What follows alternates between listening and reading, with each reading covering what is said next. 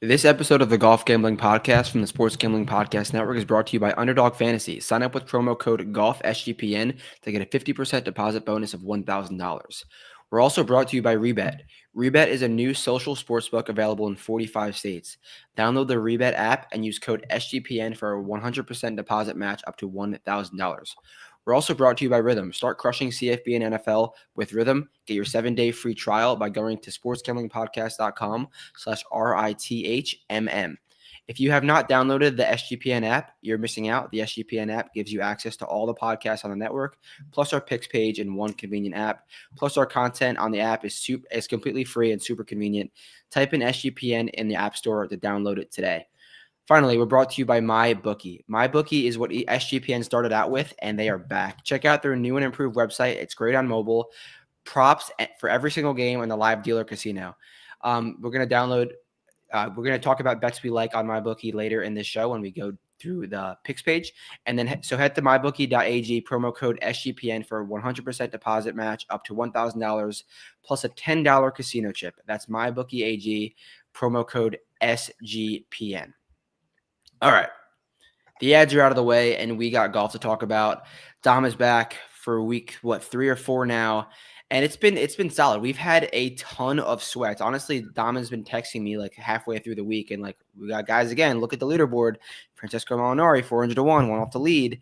So, Dom, thanks for joining me again, and let's do it. I'm ready to talk about golf. Yeah. So, how much of the close it out on a high note? I think we've had a couple good weeks here, and no better way to finish it. Last one of the fall, thankfully.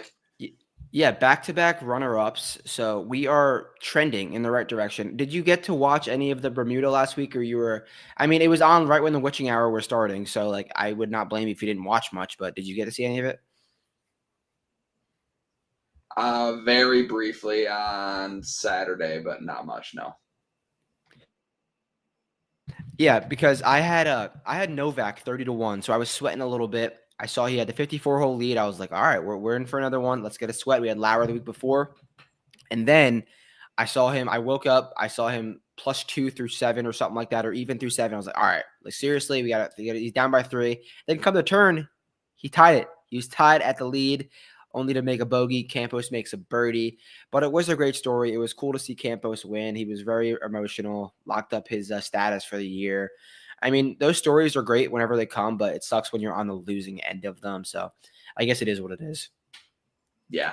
Yep. So that's why I always try and throw a couple each ways in here, and like my You told me to. I should have. 40. I didn't. I had a cash out option on Molinari. That was a fraction of what I would have won on Friday morning when he was T2, and I was like, I didn't bet him to take $100 cash out, so I didn't think he was going to win, but obviously cashed the top 40 there. Like you said, you had Novak. I hit the Whaley each way, so another profitable week on both of our ends.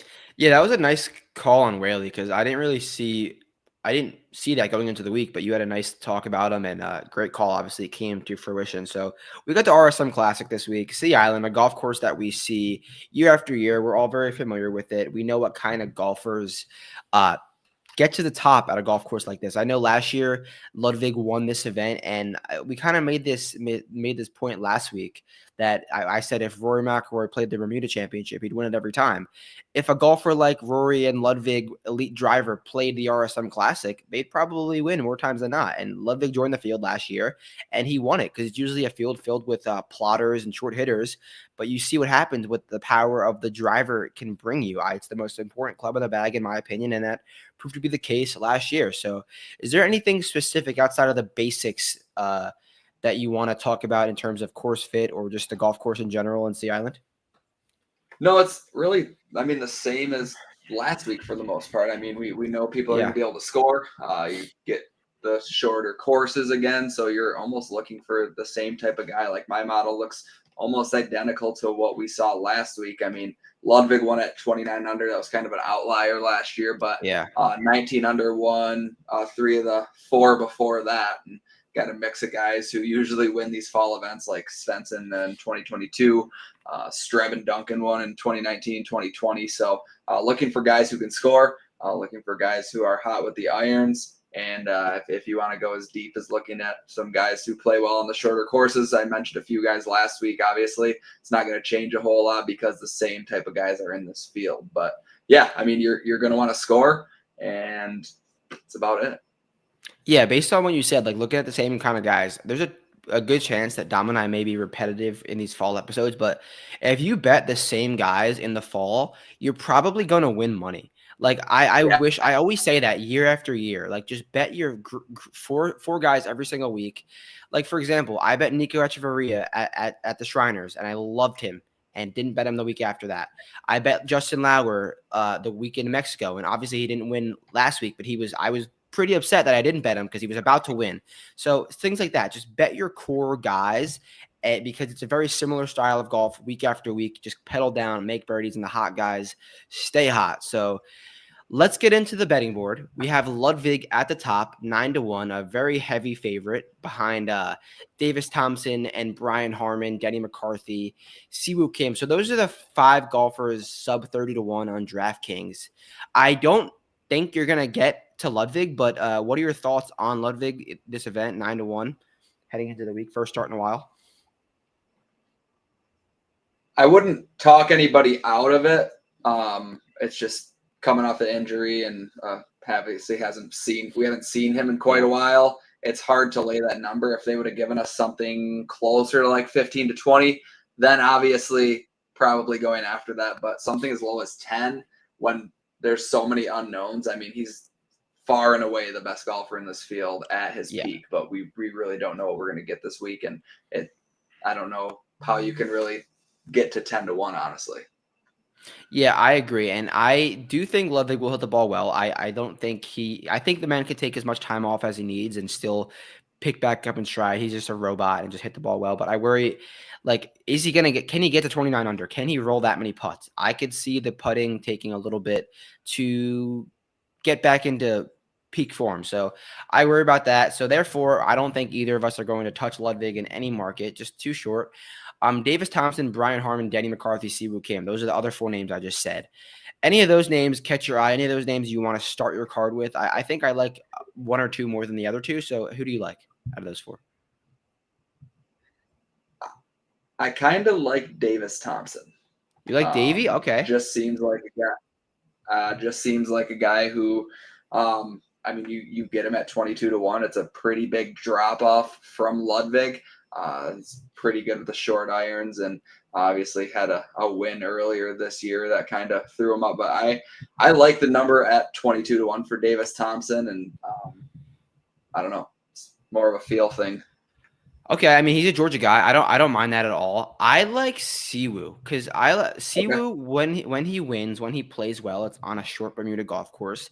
That's what we have here. He's coming off of back to back top 20 finishes, playing some good golf, and he's hitting the ball well. I always worry about Siwoo's putter, and I always worry about Siwoo when he gets around this price. I like Siwoo around 50-1 or higher because he's an absolute wild card, can easily top 5, can easily bottom 5. That's just what Siwoo is. But at the core, this is the style of golf course that he's won at. Thanks Sedgefield, thanks Sony.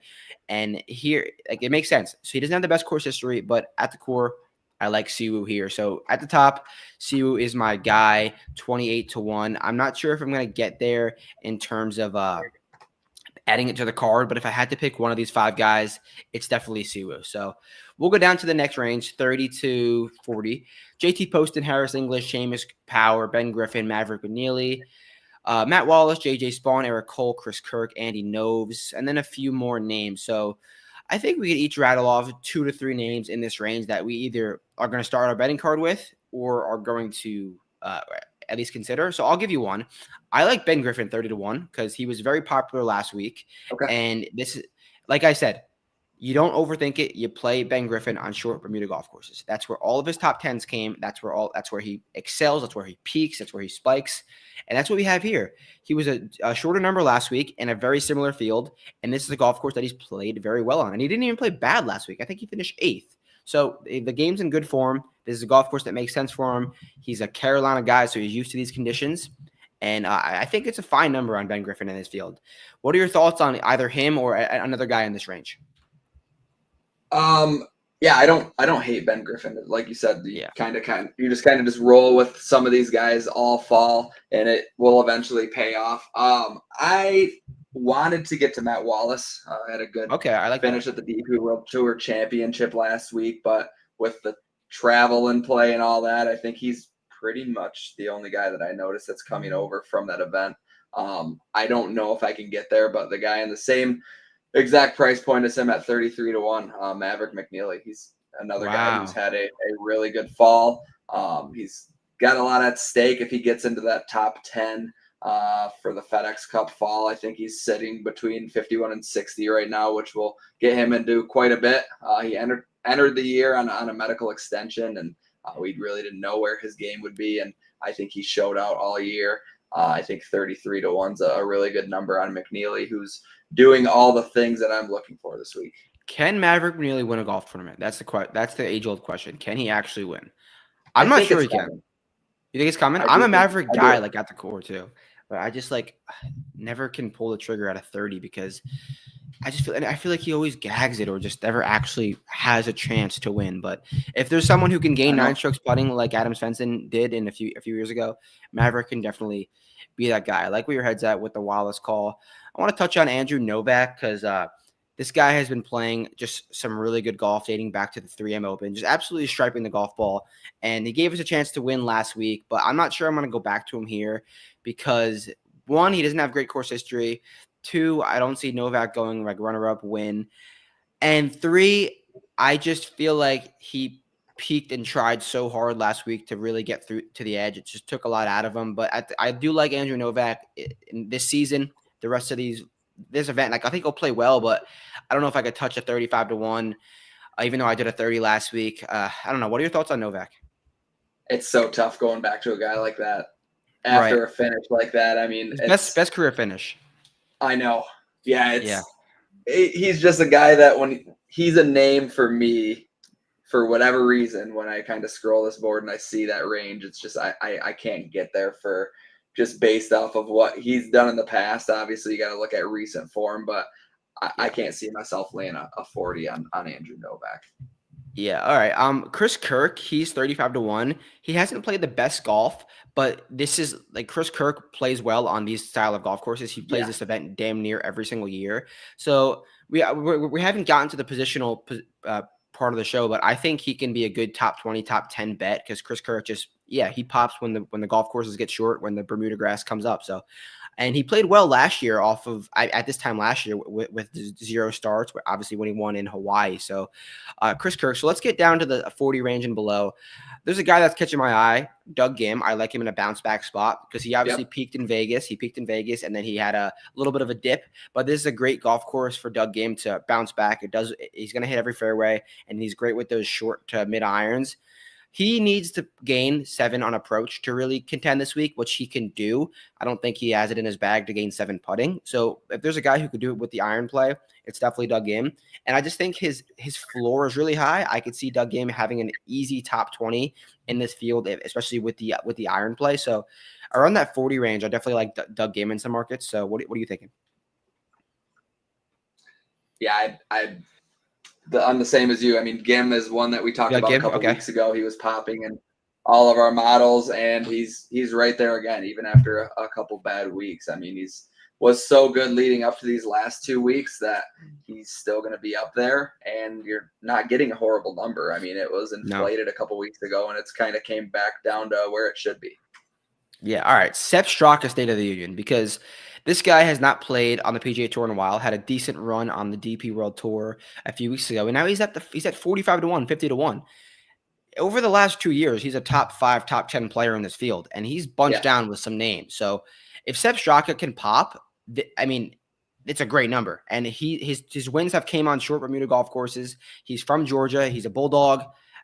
Though I worry about the course history, but it should make a lot more sense than the course history has proven. So what are your thoughts on Sepp around 50 to 1?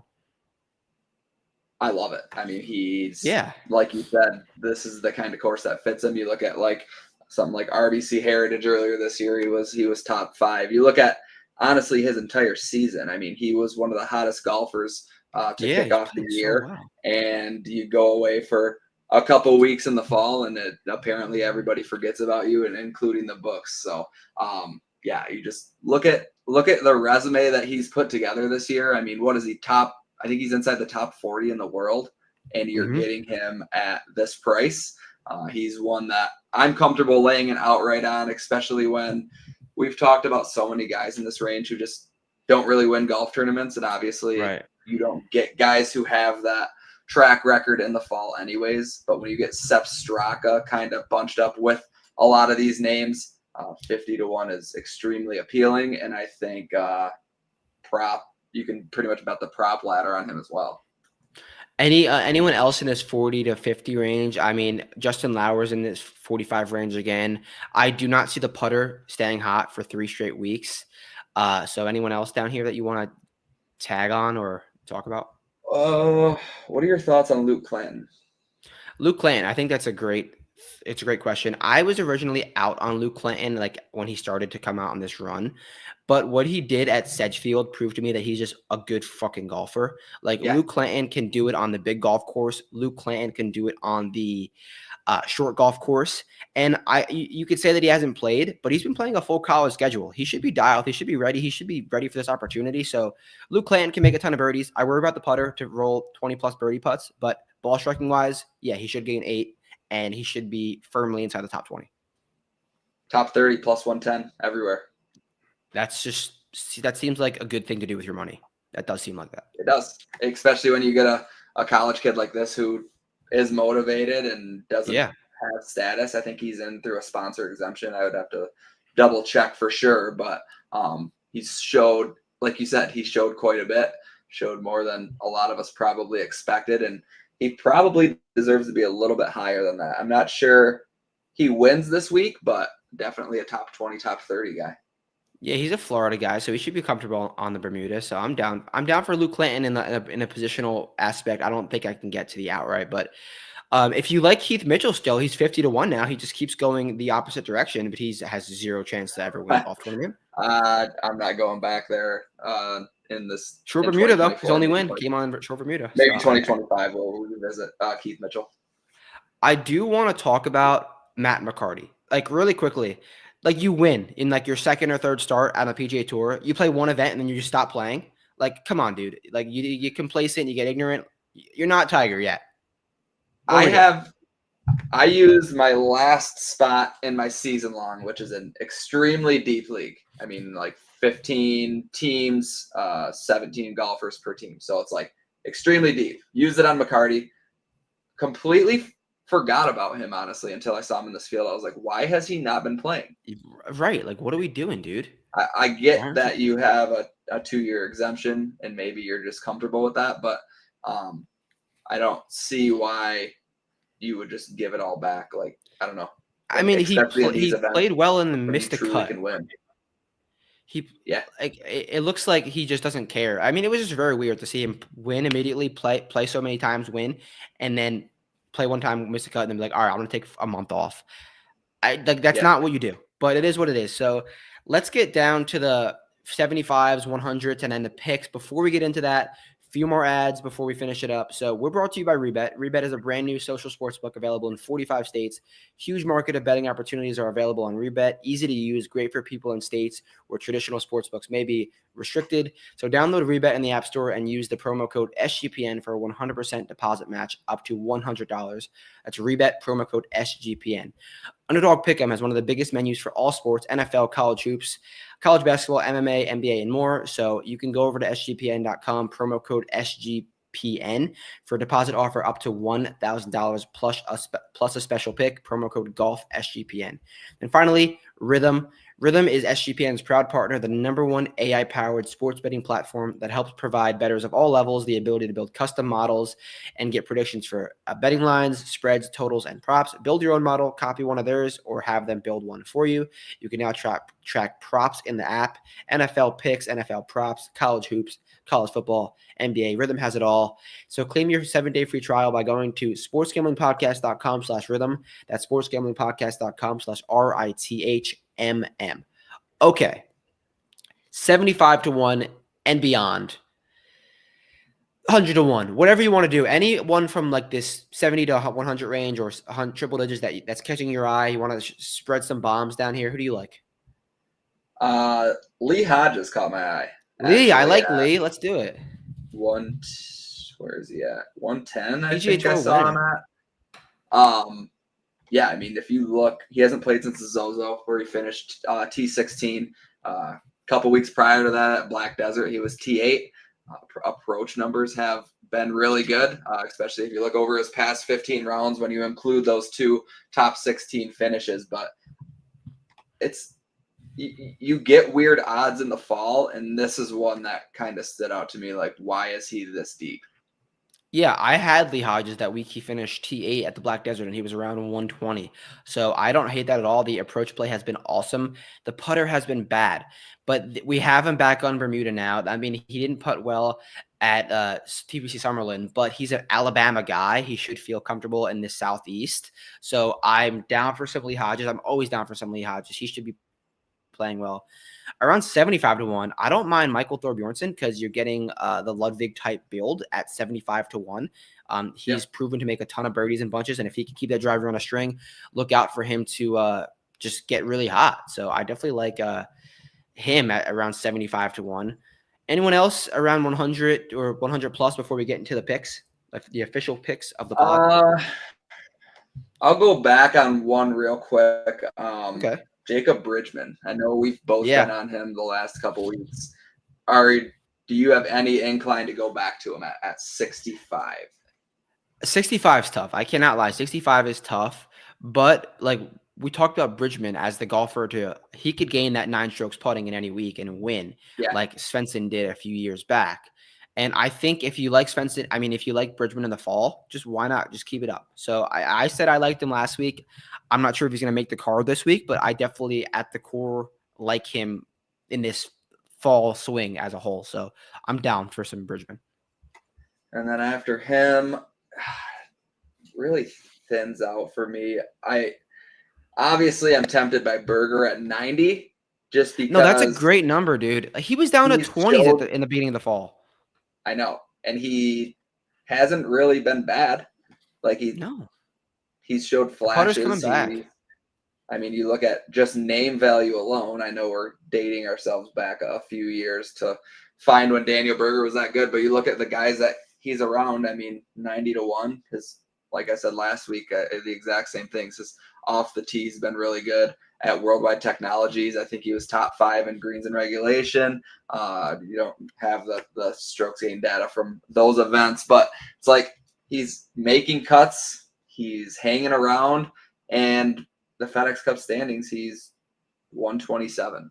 So well, when you think of courses that Berger has played well on, like think PGA National, think when he won the Charles Schwab, like these are the same style of golf courses, or whatever that was, same style of golf courses that relate to this golf course. So I'm down for some Berger at 90 to 1. It's different when he's 20 and 30 to 1 off of a few starts. He's got a bunch of starts. He's played damn near every event. I'm down. Also 150 to 1. I like Ryo Hisatsune. Again, a golfer who really excels with the middle and short irons. If the putter can heat up, Ryo will get into the mix. So let's go shot for shot. We'll go 3 outrights each. We'll get a matchup in there and a positional or 2. So I'll start us off.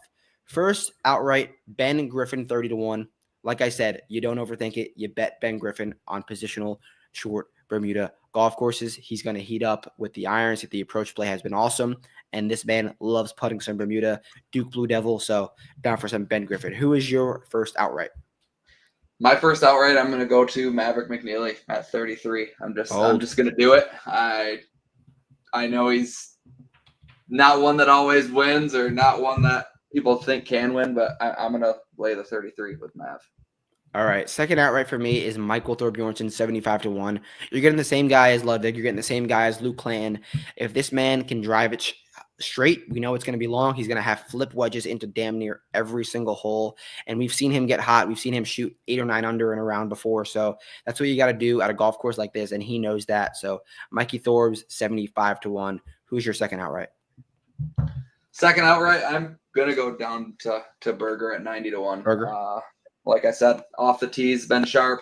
He's been fine in the fall. and he's another guy who's outside of that 125 bubble who's playing for quite a bit this week. So I don't see why I would stop going to Berger now. All right, I'm going to go with Alex Smalley, 120-1.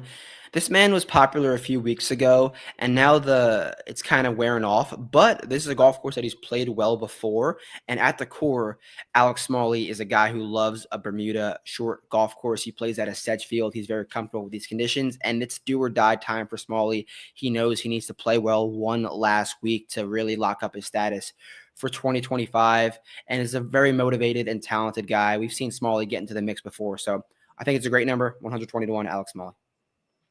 And my last one, said the number wrong earlier, but Lee Hodges is 150. I said 110 earlier, but it is 150. Where is that 150? FanDuel.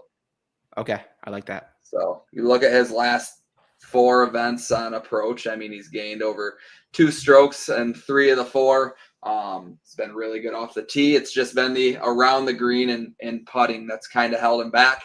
We can overlook that. I mean, he's a guy who can get the putter going at times when needed. We've seen it before at a bunch of different places. So I think 150-1 for Lee Hodges is live as an outright. All right, my matchup is going to be a 3-ball. I like JJ Spawn plus 170 over Seamus Power and Matt Wallace. I really see Seamus Power as the biggest threat, honestly, because he's a guy who's played well at this golf course before. Obviously, has won here, but JJ Spawn has been hitting his irons so well for so long, and I just think it's a good number. Like if I'm taking Wallace out of the equation because of the travel and everything, I know Wallace has been playing good. Plus 170 versus one golfer who I think is on a very similar level is worth the gamble in my opinion. So I'll go JJ Spawn plus 170 to win that 3-ball. Do you have a matchup, or do you want to go right to a positional? No, I did not have a matchup, so we can go straight to the positionals. All right, lead us off. I'm gonna go with our Luke Clanton top 20. That's a good another one. Guy who is obviously a college kid who is driven in one of these events, who doesn't really have status on tour. Can go top 30. You can still get a pretty good number there, but I think a top 20 is pretty safe, especially looking at the way that he's played in his first couple PGA Tour events. All right, and I'm going to go with JT Poston top 10, 3-1. This time last year, I was on the record for saying it's going to be the year of JT Poston. He's going to break through. He's going to win twice. He's going to do his thing. It didn't happen. It did not pan out. I know he got the win late in the year, but I'm gonna call that like 2025 season because the FedEx Cup has already ended. So maybe I was just a year too early on JT Poston, but I really think the floodgates can open for this guy. He's a microwave. When he gets going, he just absolutely gets going. And this is a golf course that asks you to make a ton of birdies, which is his style of play. He likes the Bermuda golf course. He's played really well at Sedgefield in the past. So I'm down for some Posty. It's a good number. You're getting a good number in a weak field on JT Poston. So I know he has taken a few weeks off since his win, but he should play well in this field on this golf course. So JT Poston top 10, 3-1. My next one is Lanto Griffin top 40 at plus 180. Had a pretty good week last week. Hit quite a bit of greens in regulation, and again another guy who's not really locked into a spot heading into next year. So Lanto Griffin nearly 2-1 for a top 40 finish. All right. Well, that about wraps it up. There's the picks. If you have any questions or want to re-listen, just scroll back a little bit if you missed any picks. So that's the fall. That's the FedEx Cup fall. We'll probably do a short stream next week or whatever it is for the Hero for Tigers event, just because we got some big names to talk about. Only a 20-man field, so it'll be probably like a 15-minute show. But I'm excited for that, to see like Scotty and other guys playing, hopefully. But I'm excited for this week. One more week of degenerate golf before we really get into it. So Dom, thanks you for joining me, and thank you guys for listening. We will be back very soon. Any questions, you know where to find us. Catch you guys soon. Peace out. See ya.